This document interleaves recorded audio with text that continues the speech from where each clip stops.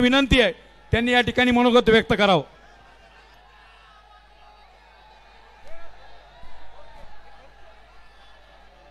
संतोष देशमुखांना मी लातूर जिल्ह्याच्या वतीने श्रद्धांजली अर्पण करतो।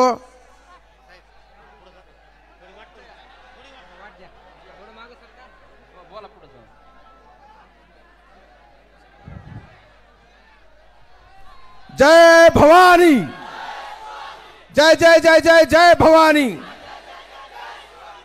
कैलासवासी संतोष देशमुखांना मी श्रद्धांजली अर्पण करतो।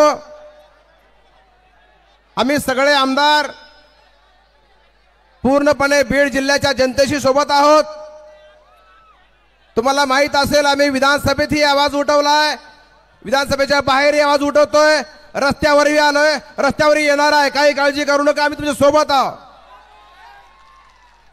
ज्या पद्धतीने संतोषला मारलं गेलं, महाराष्ट्राच्या इतिहासामध्ये इतकी क्रूरता आजपर्यंत कधी ऐकायला वाचायलाही मिळाली नाही।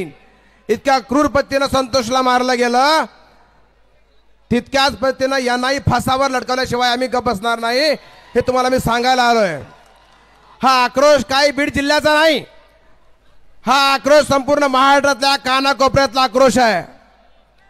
आणि मी या निमित्तानं सरकारमध्ये जरी असलो तरी सरकारला सांगू इच्छितो, या आरोपींना लवकरात लवकर अटक नाही झाली तर हा संपूर्ण आक्रोश महाराष्ट्रातल्या कानाकोपऱ्यात उद्या लातूरला, धाराशिवला, जालन्याला सगळीकडे जाणार आहे।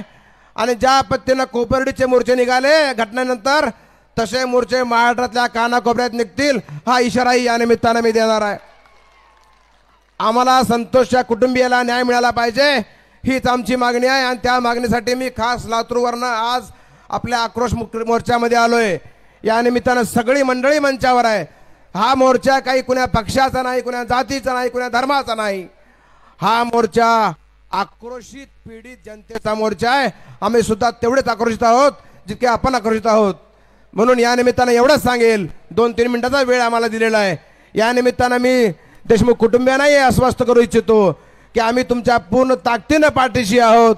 मुख्यमंत्र्यांनी सांगितलेलंच आहे आणि मला खात्री आहे की लवकरात लवकर या मुख्य आरोपीला, जे कोणीही असतील, किती मोठे असतील, आणि कराड असतील, आणखी कोणी असतील, या सगळ्यांना अटक व्हायल्याशिवाय राहणार नाही।